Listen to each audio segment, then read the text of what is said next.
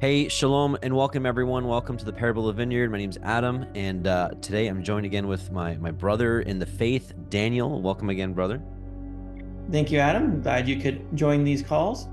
Thank you. I'm so glad the last one was so fruitful for me, and I'm really looking forward to today's topic of sunrise, sunset. When does the day begin, and how does that impact the calendar? And I wanted to start out by saying that this was inspired by a conversation that we had after the last video, where you showed me new insight that the evening belongs to the daylight. And that forced me to go down a deep rabbit hole and do a bunch of research. It was very fruitful for me. So right now we are currently standing that you've persuaded me on when the evening belongs to the daylight. And I guess last time I persuaded you on when first fruits First is. fruits, right, right, Now exactly. let's see if we can reach any type of consensus on where the calendar day begins and ends. That sounds good. And just for everyone out there, so Daniel's taking the position that a 24-hour day, a calendar day, uh, is from when the sun rises. No, from No, first light, first light. first light. Okay, from first light to the next 24-hour first light is what you're considering a full 24-hour day. Correct. So, which has become, I will say, I will acknowledge, has become a very popular thought and doctrine within this movement of Yah's called out assembly. A lot of people have moved from evening to evening to morning to morning. So, um, and then so I take the position of evening to evening. So, from sunset to sunset. So from sunset from day one to sunset to day two. That's one full 24-hour day. So we both have we're both visual people. So Daniel will have some visuals. I'll have some visuals, and we may or may not agree, but hopefully the goal here is to see that brothers and sisters can discuss these topics that are seem to be very very popular in the body. We can discuss it without anger or hatred or feeling a certain way about each other, but still able to walk in love. So with that, Daniel, I'll give you the honor. Do you want to kind of present um, what you've been studying, and then I can present what I've got. So you can present the morning to morning argument, and Okay. then I'll present Before I what I've do got. that, Yeah. I just have a question to something you just said because it appears to contradict what we said earlier already on this call. I just want to get to the bottom of it. You said that the day begins at sunset, but you also said that the evening period of time, which is about an hour and a half, belongs to the calendar day beforehand. So Hmm. on Passover, you said that you had the daylight of Passover where they slaughter the lamb, and you said the evening belongs to that same day. Hmm.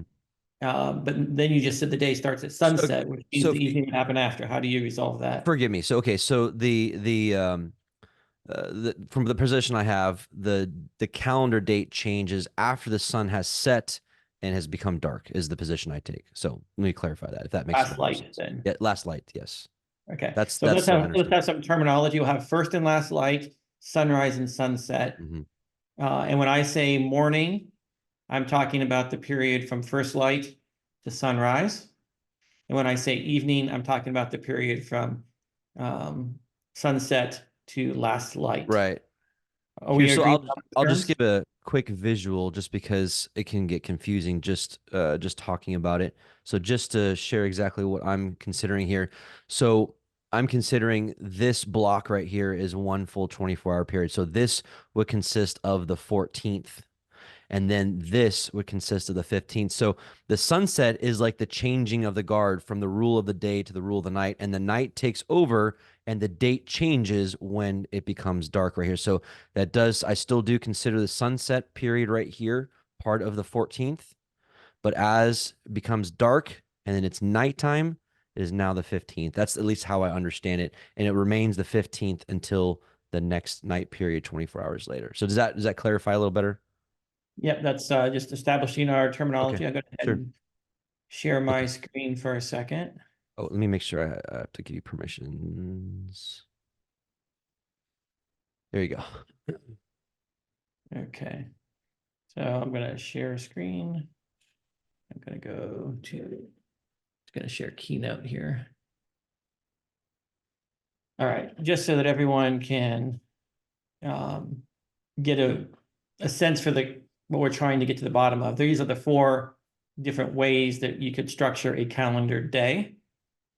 And Adam's, I believe, advocating that for number 3, number 3, the night starts when it's completely dark, and the day ends after sunset when it gets back to completely dark. So that's Adam's current position.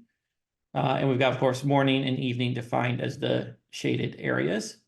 And my position is up above, with morning when first light going all the way through, and of course ending at first light.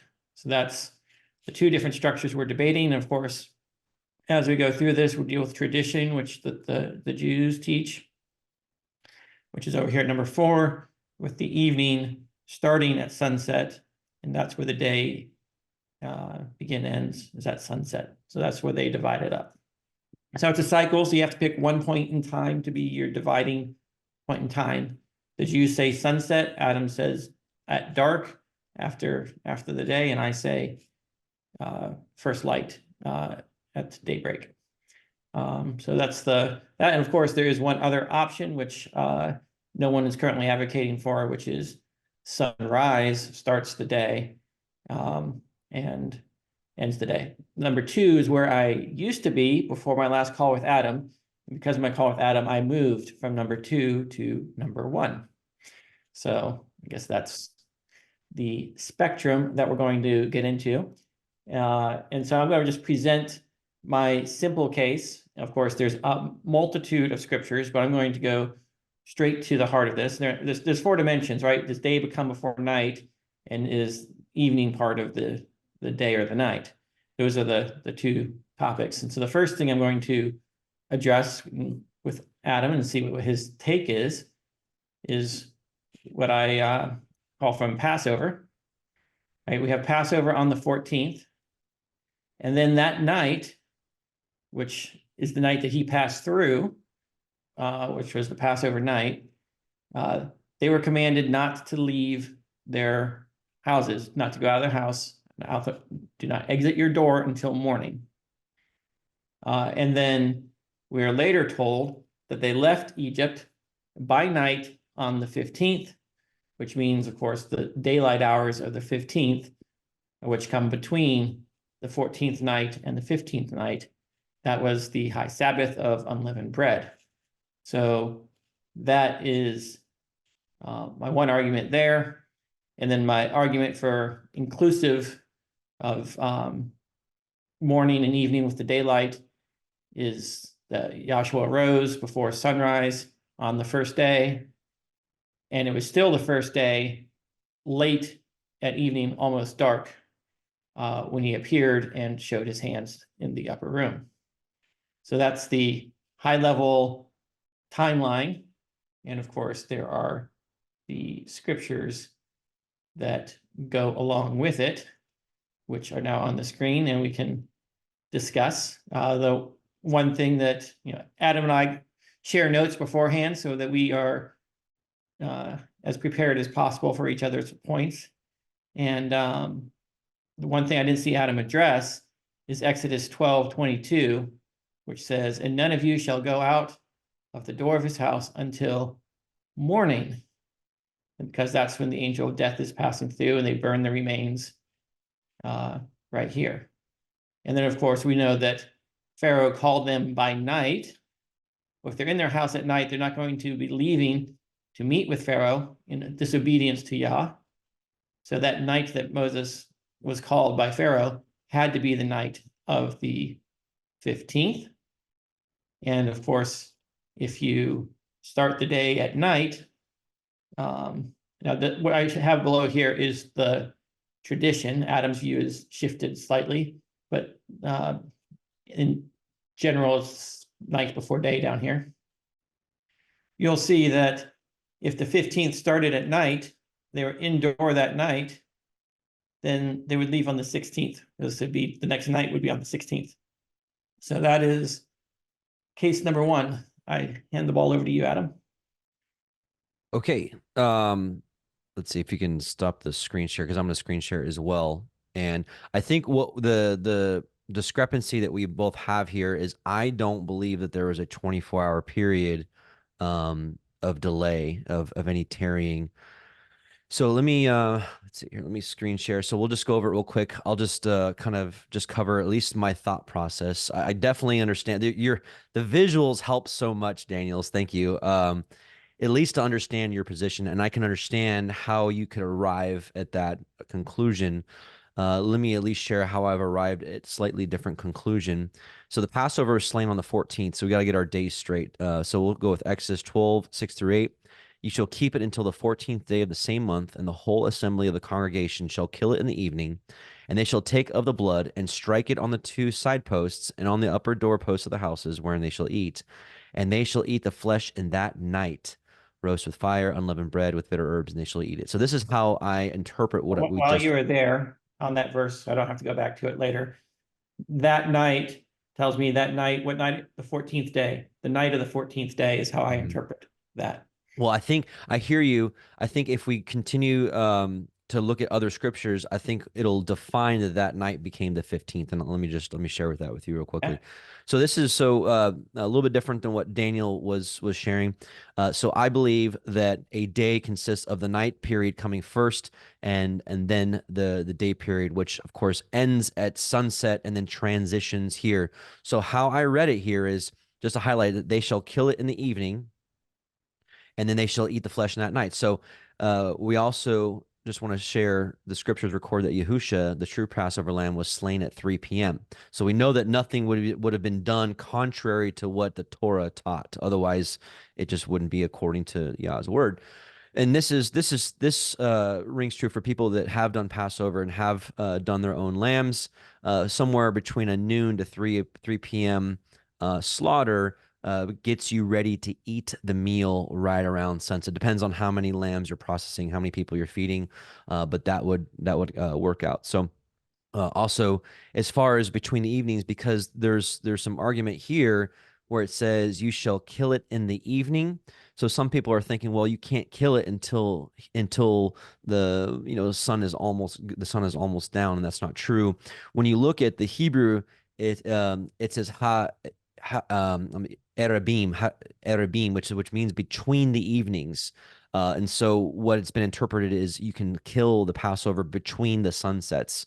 Um, anyway, so my point is you're slaughtering it here sometime in the afternoon and you're eating it here that night. And I'll like to make the case that that night became the 15th.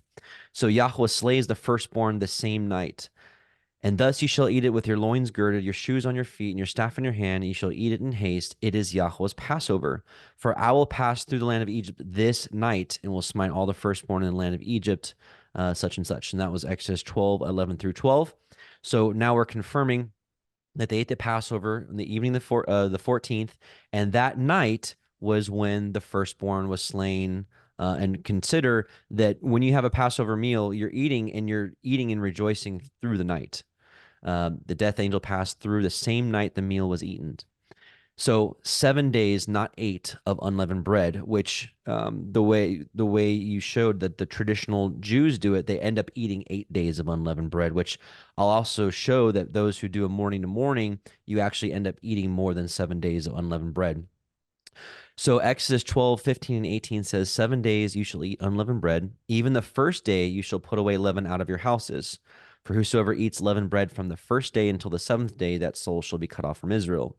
In the first month, on the 14th day of the month at even, you shall eat unleavened bread until the 1 and 20th day of the month at even. And so here's how I understand it. So once again, the night portion of the day is first, then the day portion, and starting eating unleavened bread at the evening, at the end of the 14th day, as it's getting ready to transition to the 15th, is the only way you can get 7 full 24-hour periods of eating unleavened bread. Because if you look from here, from this evening to here, that's 1 day. It's 24-hour period. 2, 3, 4, 5, 6, 7 gives you 7 full days, 24-hour period. And this is something I mentioned with Daniel last week, which is there's lots of different verses that people toss around in the evening to evening, the morning to morning debate, and all of them are valid. I think what we find is a lot of the verses that people use to portray a morning to morning when it says on the morrow. But what I found is on the morrow does not necessarily mean the next 24-hour day period or the next calendar day, but literally the next sunrise is what it's talking about. But for me, when it comes to an important topic like this, I believe the Torah is my foundation. And if I were to appear in a court of law, I believe I could present this evidence as proper evidence to back what I'm doing. And the reason I'm saying that is because the Most High just told us to eat unleavened bread for 7 days. Then he goes on to tell us what 7 days looks like. And so, because he says, on the 14th day of the month of even, you shall eat it until the 21st day of the month of even. He just told us how to count 7 days, and he told us that by an evening to evening perspective. Some would Can I argue, address this particular point? Because I have a what's that? slide for this. Can I address this? Because I have a slide for this. Yes. So let me just solidify this point, and then before I move on. So um actually, yeah, go ahead. I'm sorry, go ahead. I think I already made my point there, and I'll come back to it after. Okay. I share my screen and I go uh,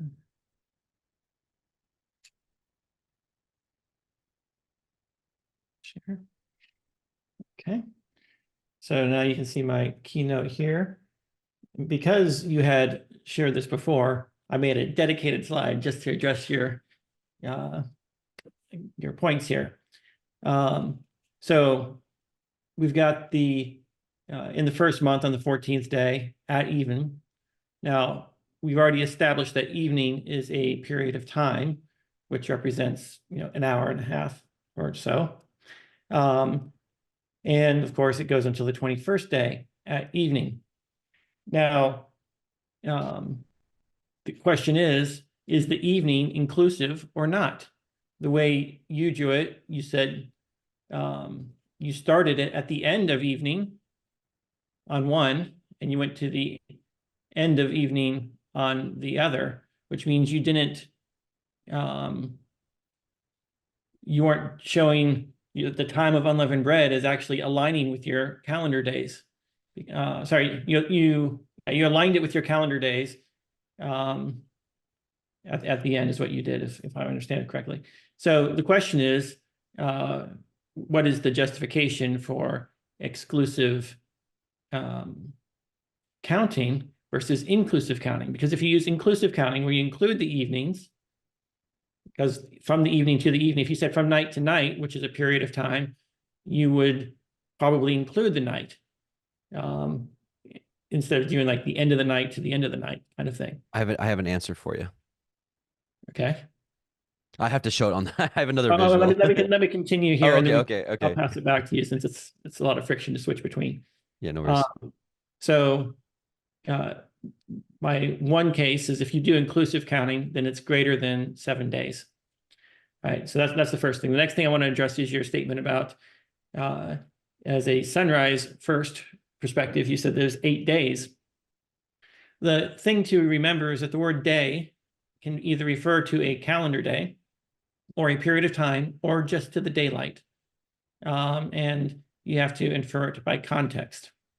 So the way I interpret it is we've got the 15th is the first daylight, the 21st is the last daylight, and that's 7 daylights of unleavened bread. However, if we agreed that the evening is part of the um oh, okay, I'm sorry. I need to interrupt you. Keep going. Sorry. Yeah, I am showing this to show the tradition. Gotcha. Of course, if I shifted it over a little bit like that, that would be what I actually think. And of course, I would go by inclusive counting. So that would be how I would interpret it. But so of course, we both agree that tradition is wrong. So if you assume that evening represents a period of time and not the knife's edge, then of course the tradition would say sunset of the 14th day actually occurs at the very beginning of their day, which it would be evening to evening, would be 8 days according to Right. tradition. Right. And so that's the other thing that I wanted to flesh out is I believe that a lot of people inadvertently eat unleavened bread for 8 days, which ultimately is not some massive sin, but we are commanded not to add to or take away from Yahweh's Torah. So if he says, I want you to eat unleavened bread for 7 days, why are we adding an extra day? You know what I'm saying? And I'm sure there's well I, that's I think yeah, it's a safety thing, right? There's no commandment not to eat unleavened bread. So of sure. course, if there's ambiguity and you eat it an extra day, then that's But fine. The danger is when you become a Torah dictator and you try to tell people or fight with them that they're violating Torah by not right, uh, correct. Which it does happen, because the way it's typically taught is people are quote unquote commanded to eat unleavened bread for 8 days with the traditional understanding. Whereas the 14th at evening is at the beginning of the 14th day, and then adds an entire 24-hour period. yeah. So my argument is there's ambiguity here that you can interpret this verse as daylights, 7 daylights starting inclusive of the Passover night is a way of interpreting it, and that I can also see your interpretation of it. But in the case of ambiguity, you have to check for consistency with other scripture, which of course we Right. skip through and onto this issue of your demonstration. And I Hmm. think that this text at the very least is ambiguous. I would like to see how you can argue the staying indoor. um, sorry, I've got staying indoor through the By the way, Passover. your camera has the camera on your mouse. Is that intentional? I just want to make sure.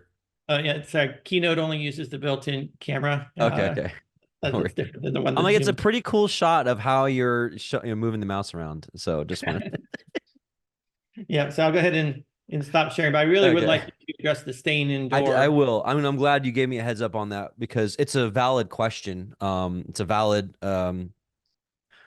Yeah, it's a valid question. So I'll attempt to address that. Before I do, I at least want to give a second witness, at least to the understanding that I have as far as how the day changes. And I'll go back to the I showed you this slide before. So this would be a second witness of Yah teaching us of a 24-hour period. We know that the Day of Atonement is on the 10th day of the seventh month. We know that, right? It's what it says. You will have a Day of Atonement on the 10th day of the month. But then he goes on. It says, we'll read the scripture right here in this graphic. It says, it shall be a holy Sabbath to you, and ye shall humble your souls from the ninth day of the month, from evening to evening shall you keep your Sabbaths. What's interesting about the Septuagint is the word Sabbaths there is plural, so it's kind of interesting. So here's the perspective I have. So look at the day as the ninth right there. You've got the night portion, then the day portion, and as the day portion is ending, you have that evening. So he's telling you to be prepared for that 10th day. You start the Day of Atonement, you start your fast at evening here, right as it gets ready to transition over to the 10th. And so then this entire 24-hour period of the 10th, you're celebrating or observing the Day of Atonement. And so that's how I understand how Abba teaches us how to count a day from this evening portion, which I don't, you said is an hour and a half. I don't know, but this is what marks the changing of the guard and the changing of the day, in my opinion. So let's go back, and then of course, when you look at the same thing, I don't think I have it up here, but when you look at the same thing for a Day of Atonement from a morning to morning perspective, only half of the day of the 10th is being observed from a morning to morning perspective. Can I Um, uh, can I show you my slides on this? Because you brought up another point, and I've got slides on Day of Atonement as well. yeah. I All do right. too, and I'll find mine. So where is it at? So um,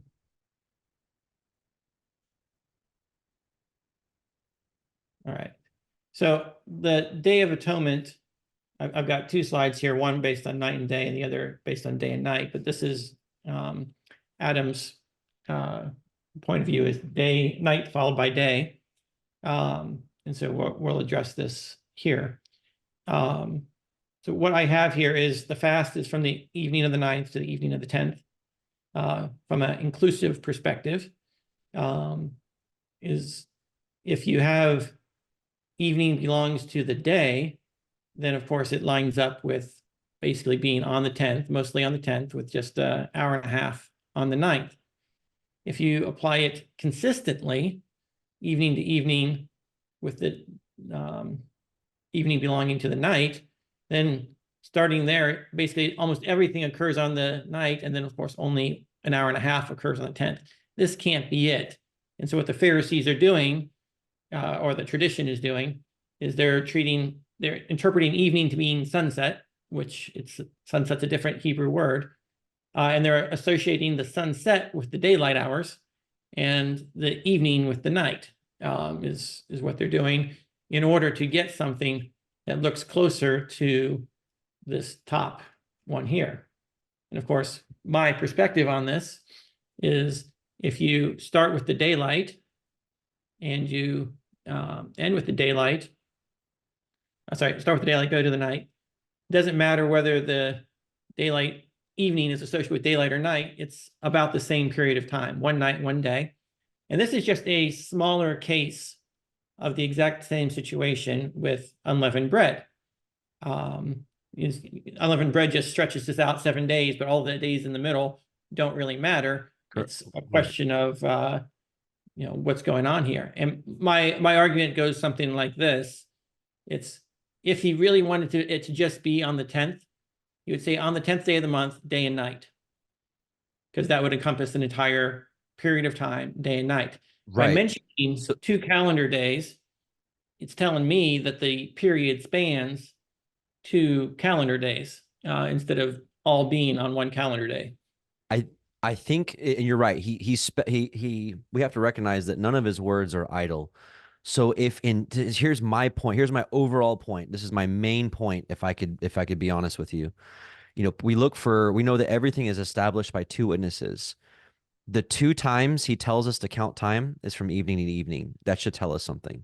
And that's kind of my overall point. Not as in, and then, the morning to morning perspective of teachers would say, well, it's always morning, so he has to tell us evening to evening. Well, in all due respect, our Father would tell us that. Like he would say, like I would imagine, just so there's no confusion, he would say, a day is counted from morning to morning. However, on these feasts, I'm going to change it up. I'm going to make it real confusing, and you're going to go evening to evening. So my perspective is 2 times in the Torah, he taught us what a full 24-hour day looks like, and I believe the Day of Atonement is vital to this as well. If I could share the screen, Yeah, let's address what I said about staying indoor on the. I would love, yes, definitely would love to. Because I think that verse there is the strongest case, as far as a lived example. I can definitely understand how it would be a hang up for you to move forward with what I'm presenting here. But I think the text clears that up for us very nicely. So again, from the perspective that I have, this doesn't stay true to the Day of Atonement being on the 10th day. When I think in the context of the 10th day is the whole day of the 10th day, not just a let me remind everyone that a day, the word day can mean daylight. Correct. No, I agree. I definitely agree. And therefore, for example, daylight people only keep the Sabbath during the daylight hours, because they interpret it as daylight instead of day. So we have to recognize there is an ambiguity in the scripture when the word day is used. It could either be referring to a calendar day or a daylight, and you kind of have to. So as Bereans, I think we have to identify what the context is here. And so when we're talking about a holy day, I believe he's talking about the entire day, not just talking about half a day. So this is just how I've arrived, that we're preparing ourselves for the 10th day at the evening, right? Just like he says in the Feast of Unleavened Bread, he says the Feast of Unleavened Bread is from the 15th, right? However, but he still tells you that you're going to start eating unleavened bread on the evening of the 14th, because that Passover meal is commanded to have unleavened bread. So you're eating it beginning on the 14th, although he says the Feast of Unleavened Bread starts on the 15th day of the first month. So it's the same It's the same thing here. The Day of Atonement is the 10th day. However, you're getting started here at the end of the ninth day, and you're going all the way through until the end of the 10th day. And so let's go back to, let me just go back to the at least the presentation of how I understand how this whole thing went down. So we talked about the 7 days of unleavened bread. Obviously, I don't have to go over that again. So when did they leave? This is where Daniel and I disagree. Daniel believes that there was a 24-hour period after they ate the meal until they left the next night. I believe they left that same exact night, and I think the text tells us. So I would just like to walk through that. So Exodus 12:29 through 31 says, "And it came to pass that at midnight," which if I click on this, it'll show us the Hebrew says mid and then erev, so literally middle of the night. It came to pass that in the middle of the night, Yahweh smote all the firstborn in the land of Egypt. I think we both agree that the death angel came that night they were eating the Passover, right? Yes. Right. Okay. Okay. From the firstborn of Pharaoh that sat on his throne unto the firstborn of the captive that was in the dungeon, and all the firstborn of cattle. And Pharaoh rose up in the night, so we're still talking about the same night, he and all his servants and all the Egyptians, and there was a great cry in Egypt, for there was not a house where there was not one dead. And he called for Moses and Aaron by night. So here's what I'm seeing here, right here. So you have the slain Passover, you're eating it here, you're eating it into the night, the firstborn slain. Now Pharaoh is also upset, calling for Moses, right, by night. So I don't see how this story tells us that we're waiting all the way here till the next 24-hour period. This is all happening in the same night, right? He says, "It is Yahweh's Passover." I'm looking right here at the graphic. "It's Yahweh's Passover, for I will pass through the land of Egypt this night." So I don't think we're talking about another 24-hour period over here.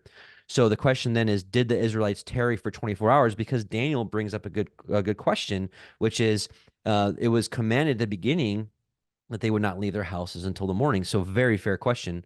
Exodus 12:33 through 35. "And the Egyptians were urgent upon the people that they might send them out of the land in haste," like quickly. Waiting a whole 24 hours is not in haste, in my opinion. "For they said, we will all be dead men. And the people took their dough before it was leavened." I can tell you right now, you would have plenty of leavening from this night here, when Pharaoh's all upset and all that, to over here. There's plenty of time for your dough to leaven. "And their kneading troughs being bound up in their clothes upon their shoulders. And the children of Israel did according to the word of Moses." So you bring up a fair point. Did they break Yahweh's commandment by leaving early? Maybe. It's not the first time that the Israelites did that in this Exodus story. But nevertheless, I think that the scriptures conclude that they did leave. But you have this urgency. There was no delay until the next night. Pharaoh called them right here, right then, and then you'll see that they left. So this is what I'm seeing here. The Passover slain, eating the meal, firstborns dying, Pharaoh's upset, hurry up, get out. The Egyptians wanted them out ASAP. Verse 39 of Exodus 12 says, "And they baked unleavened cakes of the dough which they brought forth out of Egypt, for it was not leavened, because they were thrust out of Egypt and could not tarry." So to me, that's the whole story of why we're eating unleavened bread. I've made leavened bread before. You would have plenty of time to leaven from this night all the way to being thrust out this night. I believe I can conclude that they left this night right here, and that's the whole reason we're doing unleavened bread, because they could not tarry. There was no 24-hour waiting period.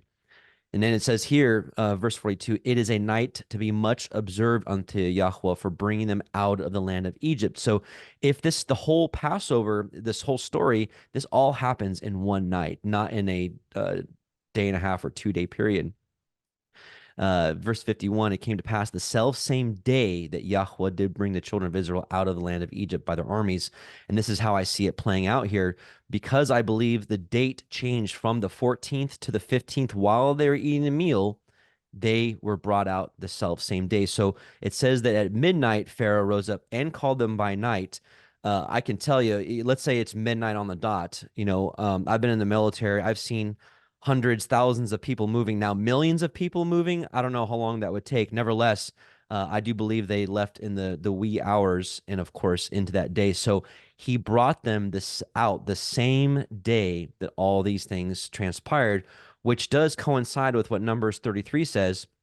33:3. It's the verses right here on this graphic.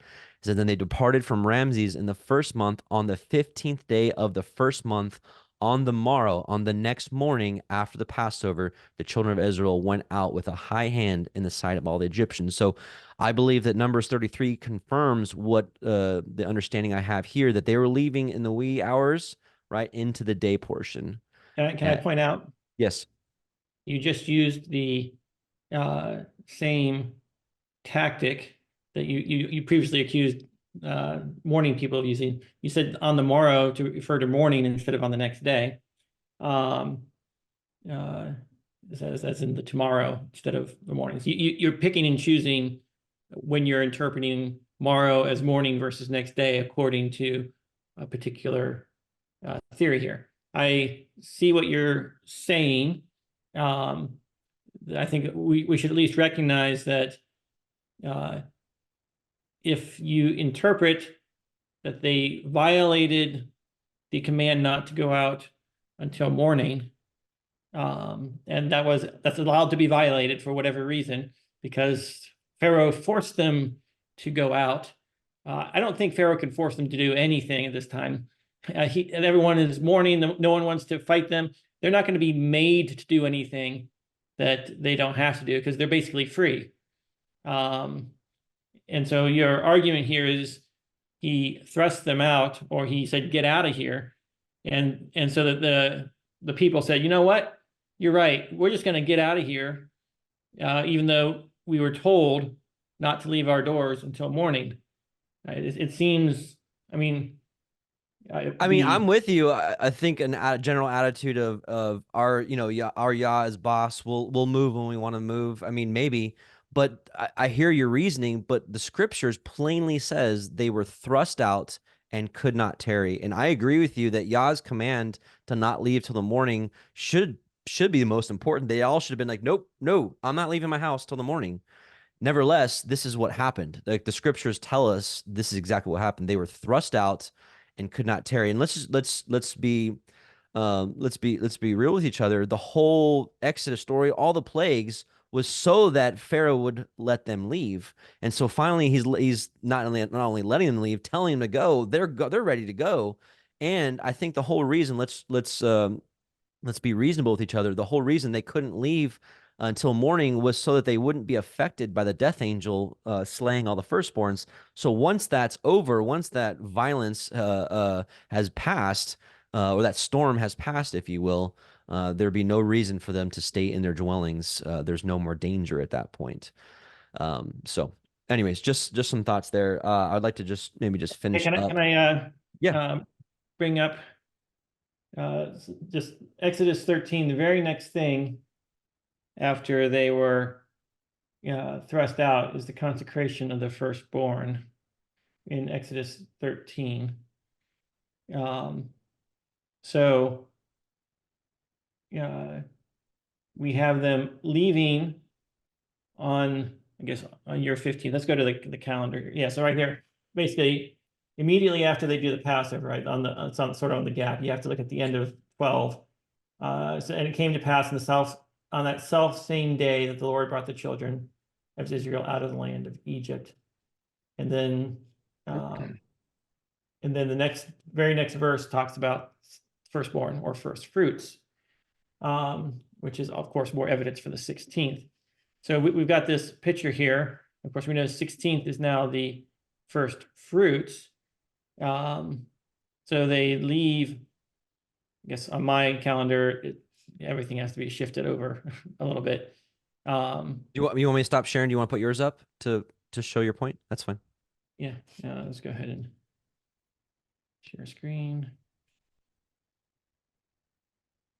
I'm sorry if you felt I was being picky choosy. I definitely don't want to be in that category. I'll reevaluate, but from my studies, the word morrow, just like the word yom can mean just the daylight portion or a 24-hour period, I believe also morrow can also represent the same. And so it makes it confusing, of course, for the discussion to come to a conclusion, but at least my studies have led me to believe that the morrow can mean the next daylight period or the next 24-hour period, either one, depending on the Yeah, context. and I'm not. I wasn't trying to accuse you anything. We need to bring to our attention that when there's a word there that can have two meanings, Mm-hmm.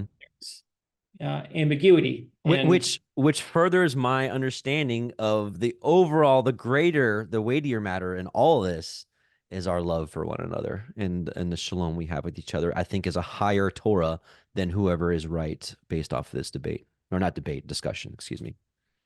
correct. The point is, as we're having these discussions, the way you have a fair discussion with someone is to acknowledge, yes, that's ambiguous. Either one is a valid Mm-hmm, interpretation of mm-hmm. that particular word, and therefore you don't want to judge your brother based upon which one they interpret it as. You Right. have to have both in your mind at the same time and consider the implications of both meanings throughout it. So you can't use it as a proof that it means this or it means that. It's not proof. It's just, it could mean either one, and therefore it's ambiguous, Mm-hmm. and you have to decide it.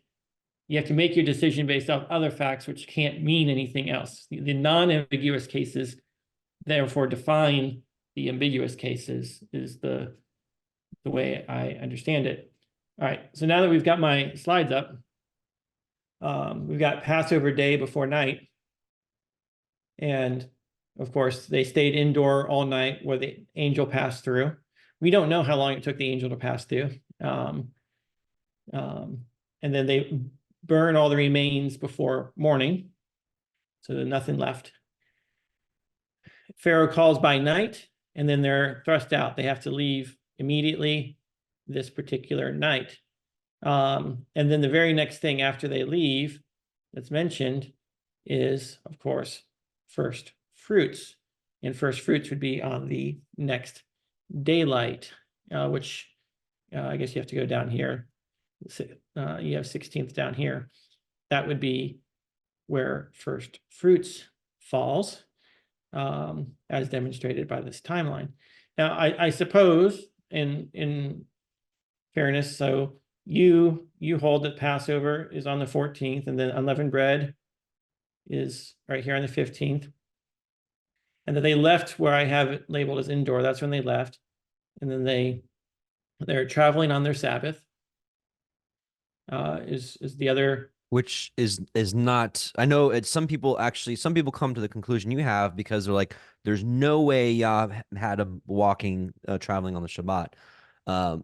Which I don't know, I don't know if that's something that's in your mind. It's a point, right? No, it Obviously, is. I just if wanted to if you speak to that real quickly if that is a point. Um, think we have to, if we look at the Battle of Jericho, 6 days they marched on the seventh day, which I believe was the Sabbath specifically. So we had the army moving 7 days. So one of those days was the Shabbat. Um, we see Messiah in Matthew 12. He's walking through the fields, traveling with his disciples, eating the grain. We see, of course, in Luke 4, he travels to the Shabbat or to the synagogue to teach and whatnot. The only place I know of in the Torah where it says not to journey on the Sabbath. I'm sorry, the only place I know in any book written is the Book of Jubilees, which I don't subscribe as being scripture. I believe it. One of the reasons I don't adhere to the Book of Jubilees is because I believe it adds to the Torah. It says you can't travel on the Shabbat, but we obviously see Messiah did not adhere to that, and we also see. I know that lunar Sabbatarians hold the new moon as a type of Sabbath, right? Is that correct? yes, it's So a day where we you don't buy or sell, but I don't think the travel restrictions apply on new moon, because there's Oh, okay, lots of okay, cases okay. of traveling on new moon. Ezra left on the new moon and arrived on the new moon. Gotcha. They Okay. I was Yeah. just going to point out that there's other instances in the Torah where the whole camp moved on the first day of the month. So okay, that's fine. Yeah. Moot point. Yeah. So we have some ambiguity here. We have a very clear um, that under my interpretation, they obeyed the command not to go out till morning. They rested on the Sabbath, and then they were thrust out on the night of the 15th. And then on daylight, which is immediately after they were thrust out, they're immediately told to consecrate their firstborn or their first fruits. Mhm. And that's the timeline there. So I don't think we need to belabor this. I think we've established your perspective that you got the proof of unleavened bread, as in the if they had all day of the Sabbath to rest, that they would have leavened bread that would be able to rise. That's a reasonable argument. You claim that it was the same night because of not tarrying. So Mm-hmm. you interpret tarry as uh, waiting 12 Mm-hmm. hours Mm-hmm. is tarrying. Mm-hmm. Um, and I would say, well, they didn't tarry. They left as soon as possible. If you think about the number of things people would have to gather to prepare to leave, um, that would be a lot to do. And everyone's dying. They're trying to bury their firstborn. They're mourning. There's just a lot of chaos that's going on that particular night. So It I is. think the timeline gets too compressed if you try to push it in. Consider also, consider also one of the points I forgot to mention is, I mean, just part of like just how I was mentioning, part of the reason why we're doing unleavened bread is because they didn't have time for the dough to rise. So obviously, they were thrust out in haste. The other thing is that Yah was preparing them for a quick exit because part of the instructions of the Passover is to have your shoes on your feet, your staff Just in your walk. hand, and eat it in Yeah. haste. My opinion, the position I take is they had to do that because they were getting ready to leave that night. So let me just I just got a few other points to share. Um, what I was sharing here with the unleavened bread is the inaugurating meal for unleavened bread is the evening at 14th because we know we eat it with the Passover meal. And when you eat it all the way to the 21st day at evening, that's 7 full days. From a morning Oh no, perspective, it's 7 days and 1 hour. well, now if you're ending at the evening here, that's negated on this end. Does that make sense?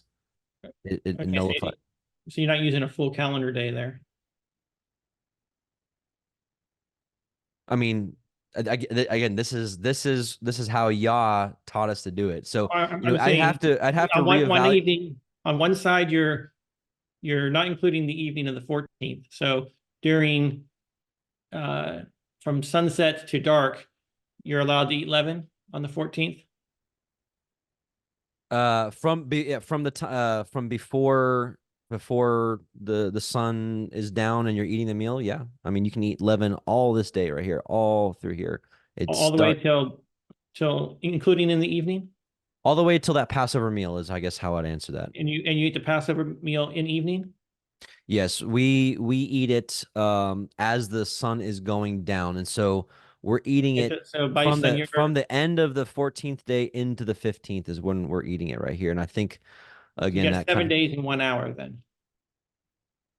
well, but again, then if you're cutting it off here, you're cutting off that hour here, so it's still a full 7 days.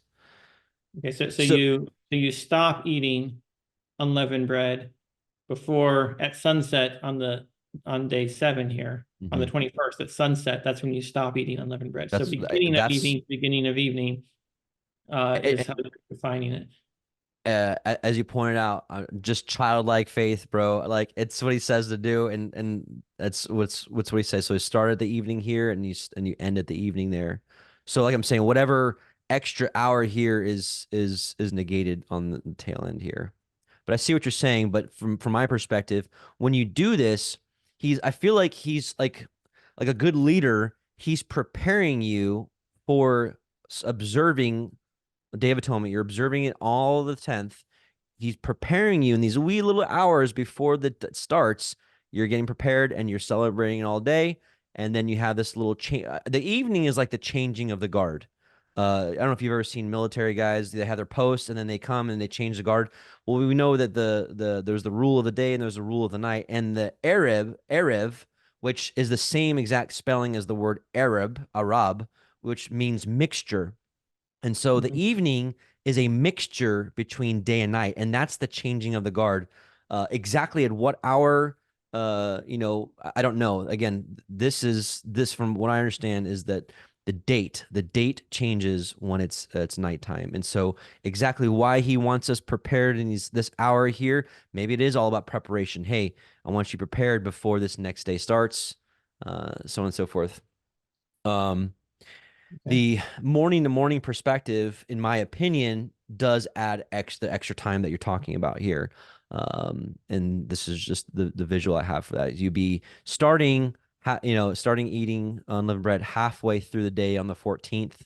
And so it adds an extra half of a day of eating unleavened bread. So um, Deuteronomy 16:3 says, "You shall eat no leavened bread with it. 7 days shall you eat unleavened bread therewith, even the bread of affliction, for you came forth out of the land of Egypt in haste." Again, just trying, in my perspective, proving the point that right here they had to hurry up. They didn't have a whole day waiting period there. By the way, the only reason you have an extra day on your go to the uh, because you're translating day as calendar day instead of Mhm. daylight. You do not have an extra daylight. Okay. I'll definitely can re-review that. If that's not a fair presentation, I can definitely relook So at that. there's 8 calendar days, but there's only 8 daylights. Sorry, there's only 7 daylights. Gotcha. And so from the perspective I have, Deuteronomy 4:2, you shall not add to the word which I command you, neither shall you diminish aught from it. And you may keep the commandments of Yahweh your Elohim, which I command you. And so that's why, again, just from this perspective, I'm doing exactly what he says to do, and not a moment more I think that or particular verse is disingenuous. Not, I'm not trying to accuse you of being disingenuous, but it's a red herring because you and I are both trying to do exactly, not add or remove. sure. And so when you accuse someone, and lots of people do this, that's why I'm bringing it up, not to. When you accuse someone of adding or removing based upon a different interpretation, uh, an interpretation is not adding or removing. Oh, no, no, no. I get Right? it. No, no. My point is he said to eat unleavened bread for 7 days. And so this model here to me stays true of 7 full 24-hour days of eating We both unleavened bread. we both agree that it should be the term 7 days or 7 daylights both adhere to that. If either one of us was saying there should be, if I was saying 8 daylights or whatnot, Mhm. one, depending on the interpretation, one of us is having an eighth day or not. But both, because of the ambiguity of the word day, uh, your brother can be not adding or removing to the word. They're just realizing there is ambiguity, and in that ambiguity, there's room for both to be um, honestly held without adding or removing. Sure.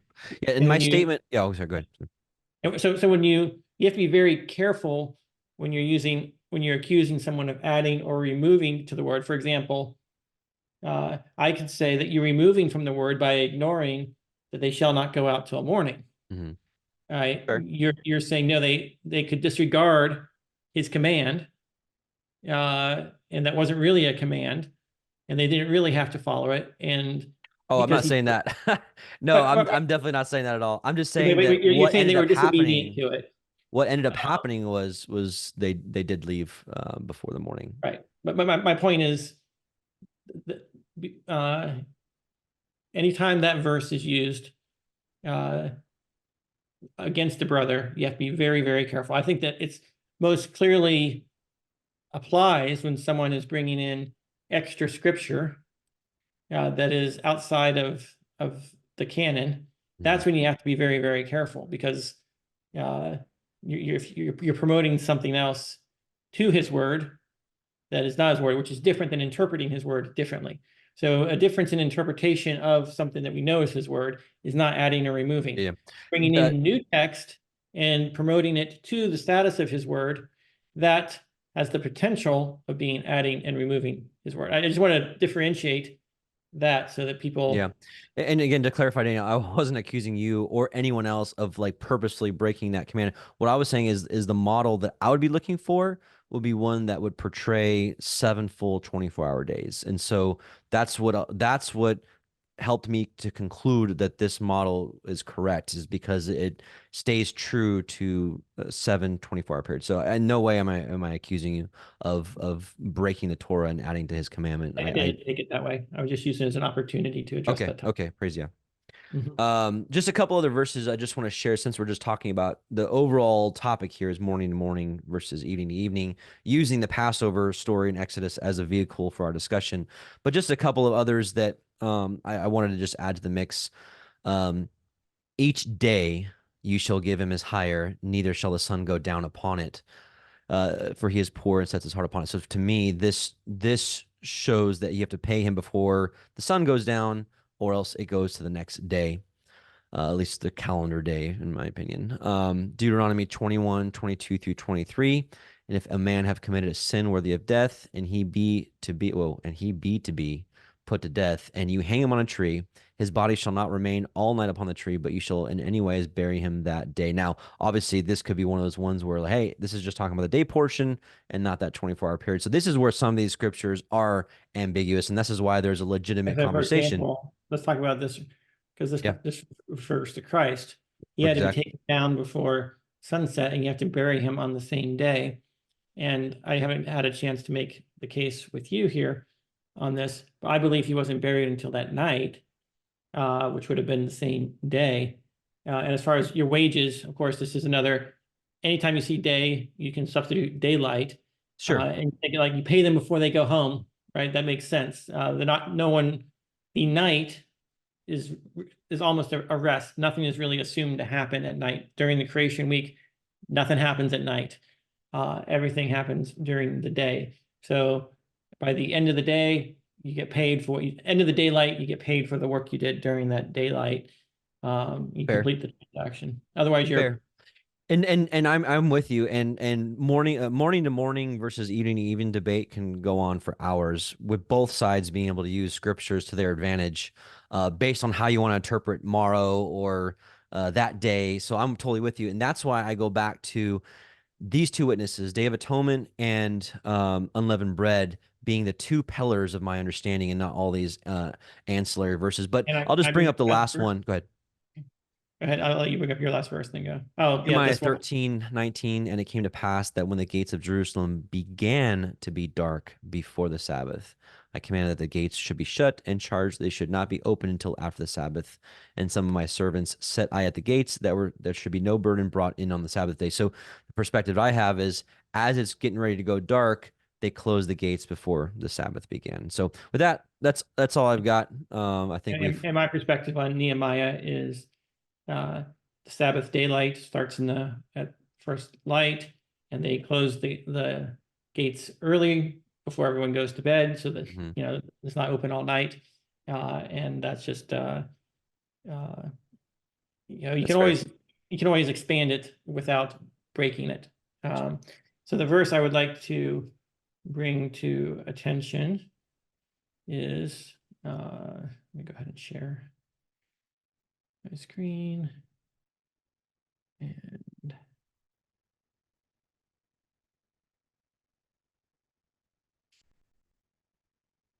I don't know which window is that.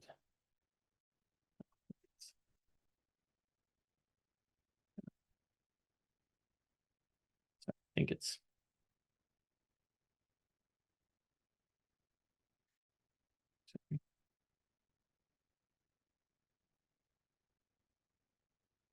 I'm going to edit some of this stuff out just to um,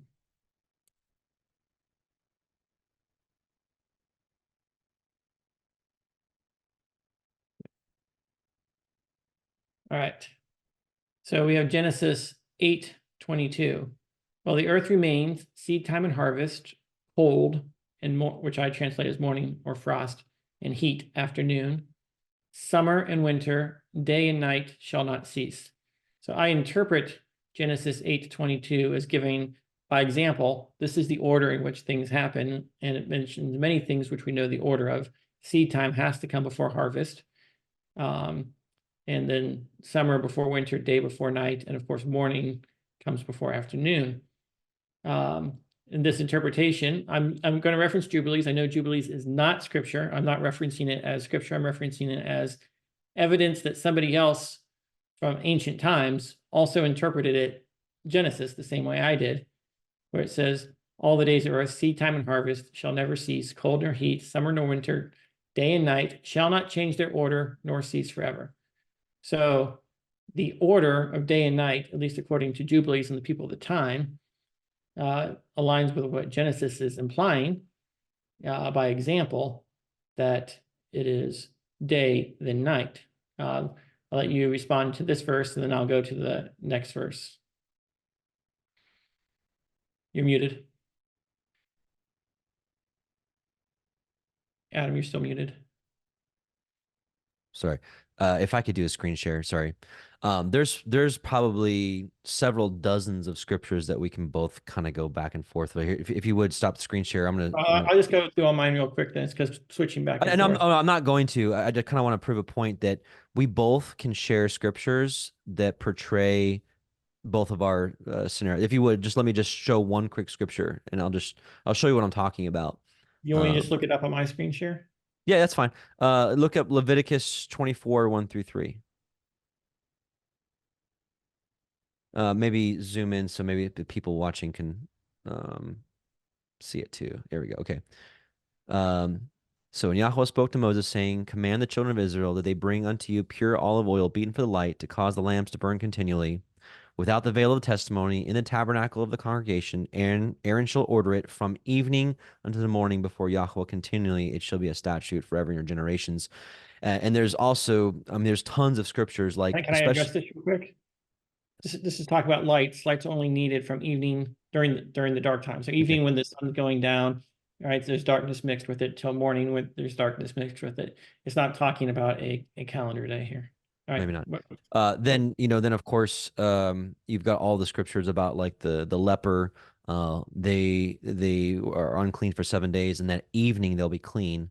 The reason I believe is because that's, or at night, that's when the next day starts. So what I'm saying is there's tons of scriptures that we can go back and forth, and try to prove our point. And this is why this debate rages on, because both sides have a slew of scriptures that they can say, look, see, the next day starts at such and such. But Okay. yeah, go ahead. Yeah. Well, I'll just go through a couple last ones just to get your thoughts on. When you do a search for the phrase day and night in King James Version, you get 31 references. If you search night and day, there's 13 references. That's the numerical values or meanings of 13 and 31 are interesting. What are your thoughts on that particular outcome? I don't get into the numbers thing. It just doesn't, I don't know, it doesn't do a lot for me in the way of evidence. It just doesn't. But like I said, there's plenty of verses that, as far as like the number 31 and number 13 meaning anything specifically to me. I just don't get into numerology. It's just not for me. I'm not What saying about it's. just pure democratic?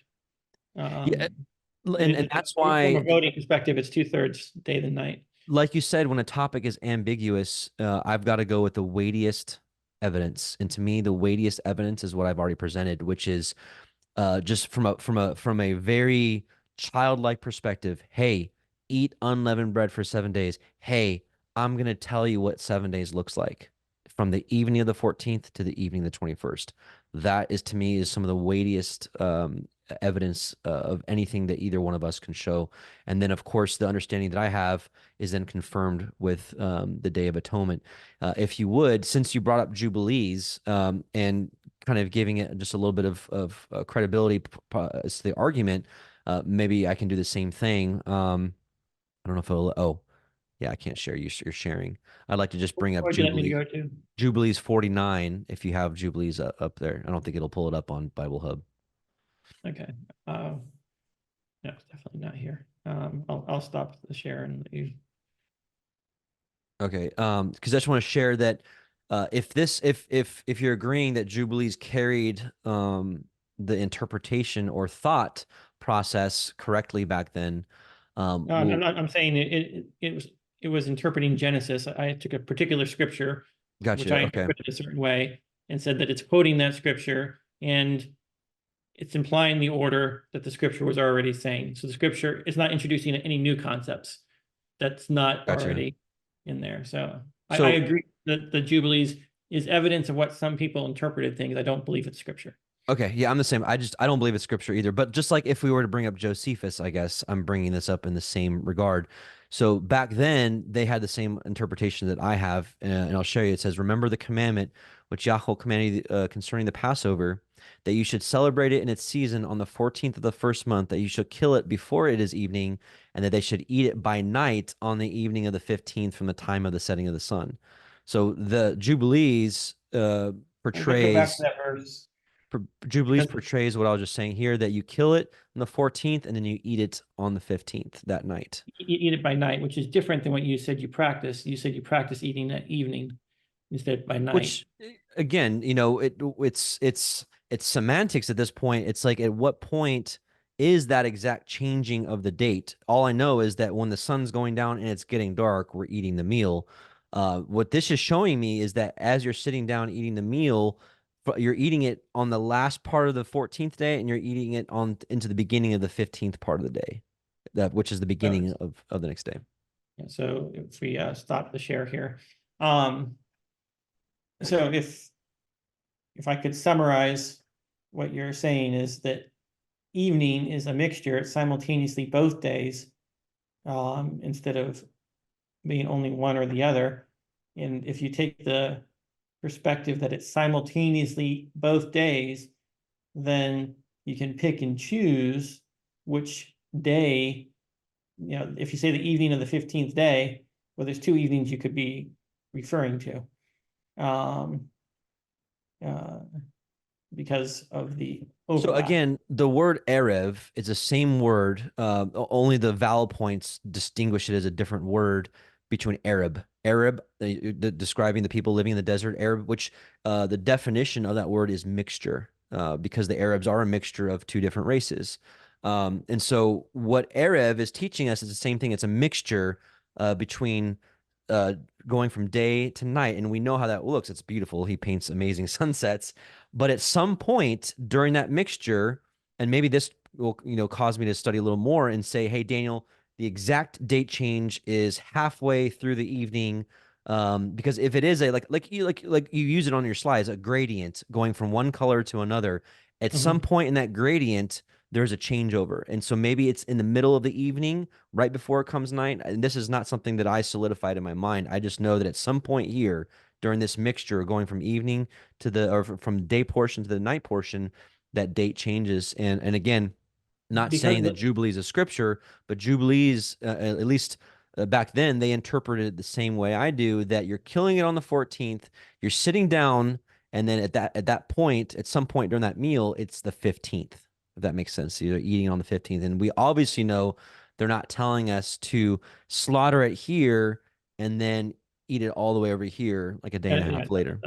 yeah, that's like I interpret Jubilees and Enoch and all those things as representing the Babylonian perspective Mm. of the Babylonian interpretation of Scripture, and that's where um, when they write things like that, they're looking at Scripture, they're interpreting it, and then they're writing something down. And what they write down is not Scripture Mhm. or the truth. It could be an error in the interpretation. But that's For in a Jubilees, lot. I agree with that statement. For Enoch and others, I don't agree with that statement. I believe Enoch is scripture, and that could be a good topic for the future. Is Enoch scripture? We can definitely have a Yes, good yes. discussion on that one. Well, there's one other sequence of events that we can go through. Um, and I think let's go ahead and bring up my slide here just Okay. to share screen. And you have too many windows open when you need a search bar for your windows. There we go. All right. I'm going to go look at the crucifixion timeline here. And maybe this one. All right. So this is, of course, an analog to Passover.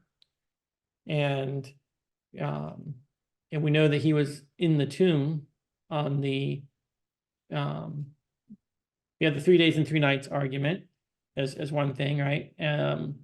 And your perspective is that that lines up with the calendar days, and my perspective is it's just days and nights are counted independently of calendar days. Hmm. And then this road to Emmaus thing, I think, is um, the crux of the evening hours belonging to the daylight of the calendar day. And you said you didn't know at which point it switched over after sunset and dark, like where is it? I'm going to try to provide some insight into that, because we know that on the road to Emmaus, it was about 60 furlongs or 7.5 miles from Jerusalem. We know that it was the third day since all these things happened, which is the crucifixion and everything they mentioned. It was the third day. And we know that it was toward evening when the day was far spent, right? So up against sunset, right? At sunset, they stop and said, let's go eat. And Joshua says he acts like he's gonna keep walking, but they insist that he come and abide with them. He breaks bread, and then they realize, oh, this is Joshua. Yeah, in our remembrance, it came back to us of breaking bread, which I think is funny, because do this in remembrance of me. And then that very hour, they got up and they went back to Jerusalem and met with the other disciples, and they found the 11 gathered, and they were telling them what happened on the road to Emmaus. And then Joshua stood before them and said, peace be with you. Well, we know that it's a 1 hour run. This is like you're a cross country runner and you can run an 8-minute mile for 8 miles in a row, at least 1 hour to go from sunset to in the upper room. Of course, John says it was at evening on the first day of the week and the doors were shut. So it's still the first day of the week, at least an hour. If they were walking, it's 2 hours after sunset. And so that we know that the first day of the week goes there. Now,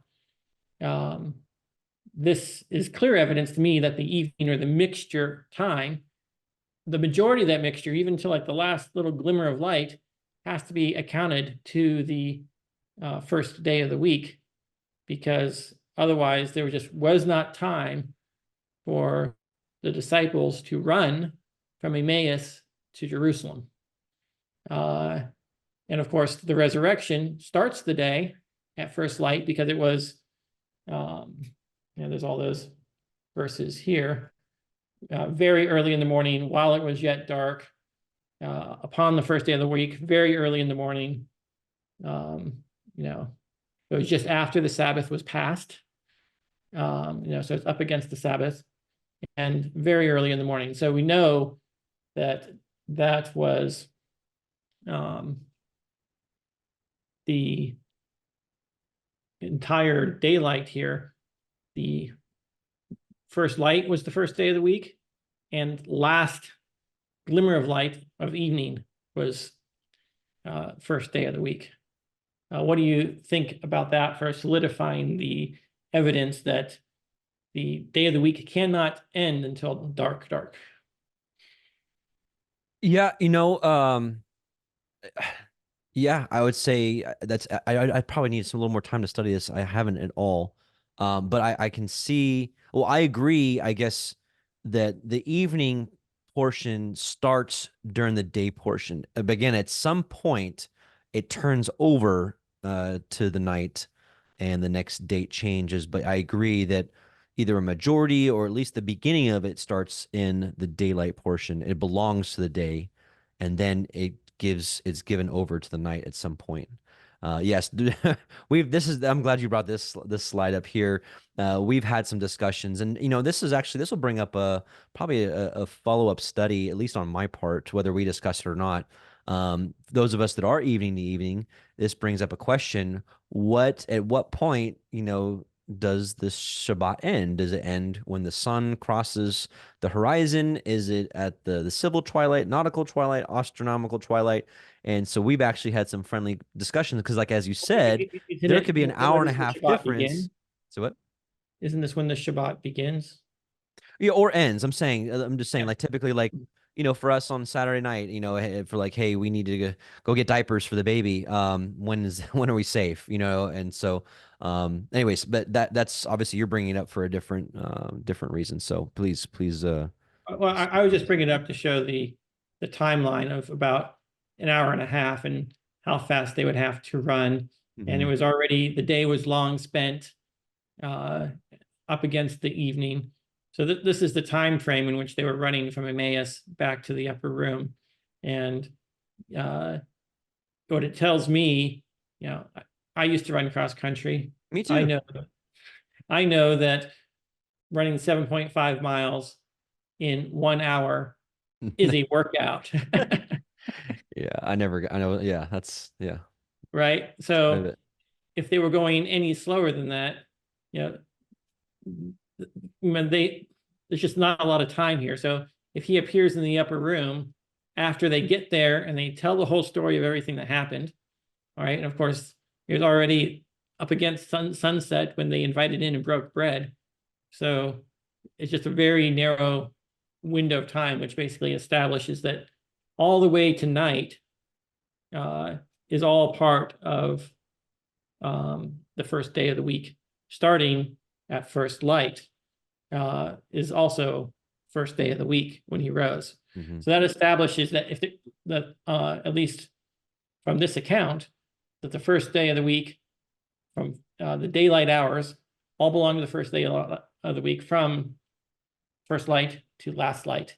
Now, whether or not the night is on either side of that on the calendar day, that's a separate thing. Previously, I assumed that this had to be at night by the time the disciples arrived. The text only says evening is when he appeared with them. I assume it's still evening. But I don't know if you could interpret evening as being any time, like how late does it go into the night? Um, Well, but I guess, evening can consist of every from 7:04 p.m. all the way up until 8:28 p.m., I guess. Yep, Is that's how I in interpret it. Yeah. Yeah. Um, there's one other thing now that we've agreed that this evening is associated with the daylight. That I've got this interpretation of Genesis, which I'd like your opinion on. It says, the light the greater to rule with the day, and the light the lesser to rule with the night and the stars. Now we've just been defining day and night, and now we know that night is last light, and day starts at first light. So if the moon has authority or rules at night with the stars, how can the moon have authority in the evening? That's what I'm saying. So go back to the previous slide. So those of us that do look for I'm assuming you're alluding to the sliver, correct? And The how that silver could moon work out is only visible during some. so that's what I'm saying. You can't see the moon until let's say from this perspective here, it's typically at least 15-20 minutes till after the sun sets till you can see that first visible sliver. Otherwise, you're just not seeing it. And so Nautical twilight. perhaps nautical twilight is where you can see it. Now, I find that kind of interesting because let's say there is let's just call it an hour and a half total time from to the time from the sun crosses the horizon to it being completely dark. Let's say there's an hour and a half. Perhaps at minute 45 is the exact halfway point, is that's the changing of the guard. And that's typically when you can see the moon. So perhaps that may bring it to a little more precision of exactly when is it considered the next day, at least from my perspective. I know you're not dealing with that because the next day starts with the next first visible light. But at least from my The question perspective, is, it's still evening. So, and yeah, so there's, and we've just established that when Yahshua appeared, it was still the first day of the week, which had to be in astronomical twilight, not nautical twilight. So it can't have the change in the guard here, or they ran 7 miles in 45 minutes. Yeah, I'll have to spend a little more time on this. I've actually not looked at this perspective uh, as far as the exact timing of how long it took and whatnot. So I need a little more time to give a full answer on that. But at least the perspective I have, at some point during this period, the day officially changes over, and to me that doesn't hinder a sliver moon starting the month, because once again, if there's a changing of the guard and a changing of the date during this time, well, that's exactly when the sliver moon appears. So it appears that it would come right on time for changing the day and changing the month. So, What so you're exact saying both minute the marker moon that? and the What exact? sun. Go ahead. I'm sorry. You're saying the sun and the moon rule at this time? No, the sun's already down. The sun's already set, so it's not ruling anything at this point. At this point, now the night's taking over, and the moon Whoa, whoa, officially takes whoa. over. Some point during one of these twilights, either civil, nautical, or astronomical. I don't know. I don't have an answer at this point. So But it just so you, happens, again, that is when I understand the date change, and that's when the new moon is actually visible. To me, that's a little even more confirmation that the day and the month would change over at some point during this period. Exactly what minute marker I don't know. Maybe exactly halfway through. Maybe halfway through if it nautical changes twilight. exactly halfway through, and just this is something to go investigate further. But just real quick, if the date still changes over, it's still considered evening. I don't know. It's so the text could still ring true that it's still evening because night hasn't fully encompassed. There's still a mixture of day. So evening, as we're walking through this, evening is a mixture of day and night. All right. I know we've already established that. So even if it's leaning towards the night, but still a little bit of sunlight, there's still that mixture. And so it's still technically evening. I don't know. Maybe I'm Well, just my point is at the very end of evening is what the Emmaus account points toward being the cutoff of the day, because if you move it any further up, the disciples have to get Olympic class runner status uh, to make it happen, and that's my evidence that the changeover has to happen all the way down here. mm, And of course, if you have calendar days um, that start like that, and that's when the daylight is, then there's no authority of the moon during the time that's considered the day, uh, and the moon's authority would kick off at night. So just something to think about. yeah, I know we're not going to interesting. get to the bottom of it here. Thank you so much for coming on and trying to address Nice this picture. question. Nice Uh, thumb. Thank you.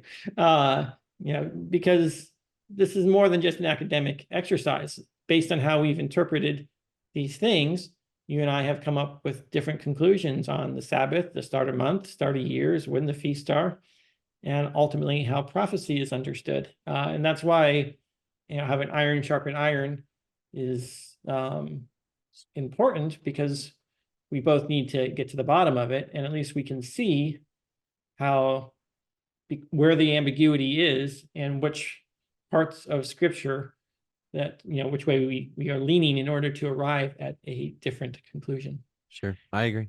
And at the end of the day, what's, we disagree on when the day begins. We disagree on the exact walking out of the Sabbath, how to calculate the new month, and all that, but we can still be friends and hang out. Praise, yeah. Yeah. I think that's the big lesson to be learned here. Uh, so yeah, awesome. And when two people disagree, it encourages both to seek out the scripture in order to understand him better. Hmm. And the biggest danger you can have is to be too comfortable with your belief that you stop hearing new scriptures and other interpretations, because then you fall into tradition. It might be your own tradition. I've always believed this, therefore I'm going to continue to believe this, instead of being open, hearing new things, and making sure you can understand and articulate the position of those who disagree with you. Hmm. Because until you can understand and articulate their position and understand how they can reasonably arrive at it, and know where you differ, like where you say, oh, this is ambiguous, and I choose one interpretation and they choose the other interpretation, and that choice is neither right nor wrong, it's an opinion of the person who's making the choice. um, it's just a matter of weighting, and sorry, of your personal weights on the different things. But that's the key, and that's how we both get stronger, because I get to see new scripture verses, you get to see new scripture verses, new perspectives, and sometimes we do shift. I shift from We my day, we we both and we you both shifted. shifted. I like we mentioned last week. For those of you that follow the calendar we do, I'm going to be making a big change for next year at Passover. I originally did the first fruits is calculated after the first weekly Sabbath that falls within the week of unleavened bread. But based off of our discussions, I've reviewed that, and I do believe that the second day of unleavened bread is always going to be first fruits. And you said it yourself, Exodus 13 is right, which seems to be the second day of unleavened bread. They were commanded to give the offerings of their firstborn, and which would relate to the first fruits. And so and yeah, some of the other. So I'm making that change. And so even though we haven't changed our positions overall on morning to morning or evening to evening, we've changed our positions on other things. So it shows that we're both coming into this with humility and meekness, which is part of the fruits of the spirit, and something that's required of us. Not just if you feel led to be meek or humble, you can. He's commanded us to do that. So I really that's showing appreciate that's showing that. me that we're both coming into this with humility and meekness. So praise yeah. Yes, I really appreciated your YouTube sermon that you gave this past week, I think, on humility. Oh, praise Yeah, yeah. yeah, that was very good thing to remember, because I think it's very easy to have pride in our understanding of scripture, in our understanding of prophecy. Hmm. Uh, the and so when you start talking about prophecy related things, there's all kinds of people that are quick to throw out false teacher and this accusation, that Right. accusation, um, against you. And you have to be very, very careful accusing anyone of being a false teacher. They might be someone who's seeking and studying and coming to a different conclusion like we've come to. Yeah. Does that make you a false teacher because you teach one way and I teach another way? We are both seeking the truth, and trying to understand it to the best of our ability to understand it. Um, and even though we disagree, and clearly one of us is wrong, um, but that doesn't make either one of us a false teacher, as in knowingly teaching or spreading lies Right. in And order I, to I wholeheartedly agree with that. I come from the perspective that we're doing the best we can. We're all like little babies, little children waking up. We didn't grow up in Torah. We didn't grow up with our fathers, our grandfathers, our great grandfathers doing this. And so I think we're like little children just doing our best to follow what daddy's told us to do. And at least the perspective I have is that I believe that as long as your heart is right and you're walking in love with your brother, and I think, even though we may do the Sabbath differently, the calendar differently, the feast days differently, I believe we'll both be accepted into the kingdom. I don't think this is you have to find the right dates or else, you're tossed out, which is actually one of the other reasons why I've tossed out Jubilees. Jubilees is the only book that makes you feel like you're sinning if you do it on the wrong day. Um, you know, um, Anyways, it's a whole other point. I'm going to be coming. I would argue that it's probably right on that point, but there's a difference between intentional and accidental sin. Maybe so. Maybe so. And I'm getting ready to do an in-depth study on the Book of Jubilees and why I don't think it's scripture and whatnot. But yeah, no, um, I the agree with the you. It's point not the scripture. point being is I don't think Messiah is going to be like bringing people in because they got the calendar right, but their heart was wrong. I believe, at least from reading from our master's words, is that he's the type that is looking for someone who's walking in love more so than the right calendar. That's just my opinion. And I don't say that to diminish any of the importance of the calendar. I think the calendar is important, but I think there are weightier matters, and how we treat each other, I think, is paramount. And I think that's where a lot of people miss it on the calendar. I think some people spend so much time on the calendar and forget to love their brother. And I think they've missed the overall greater points of what Messiah came to teach us. So, with And that being I'll said, add to that that seeking the truth is more important than the destination, mm, because he is the truth. We're supposed to seek him. And everyone has different uh, experiences, mental capabilities. We're not all of equal intelligence. And so we're not all going to be able to arrive at the same conclusions. And I don't want to be judged based upon whether or not I got it right. And so you're going to be judged by the standard you use against other people. mhm, yep, So if you're judging other people and condemning them because they got something wrong, then you better be so sure you're right, because that's on the going to everything. be, yeah, that's going to be the standard that's going to be applied to you. Yep. And that's where the humility comes in, that, hey, you could be wrong. But the flip side of this is other people say, you know what, it doesn't matter if I'm right or wrong, so I'm not even going to investigate it. I'm not That's the going to wrong seek heart. to know the truth. Usually people that are like, I can't get it right, right. And that's a growing movement within this sport community. There's people that are like, they're teaching that since we just don't know about the calendar, we might as well just leave it alone and not do the feast days, not do the Sabbath, and just leave it. I think that's the wrong heart too. I think Abba is looking for his children that want to do it with all their heart, and even if they get it wrong, he sees their heart that they wanted to do with all. I think that's who he's looking for, not for people that are like, I don't know, so I'm just not going to do anything. It reminds me of mainstream Christianity that'll misquote James that says if you offend one point in the Torah, you offend all. So they're like, see, we're gonna mess up. So not just not do any of the Let Torah. sin abound, right? So grace can increase. Right. So the perspective I have is let's try with all of our heart. Okay, if we can't keep all the Torah commandments, all right, what can we keep? That's what I'm interested in. I want to keep those. And I believe we serve an Elohim that's like, I like that heart. I can work with that. You know what I mean? So, Absolutely. Thank you so much, Adam. You've taught me so much, and I likewise, appreciate all you do. praise Yah. Hey, shalom, everyone. Yah willing, we'll see you next week. And I don't know Yep. what the topic is yet. All right, shalom. See you around.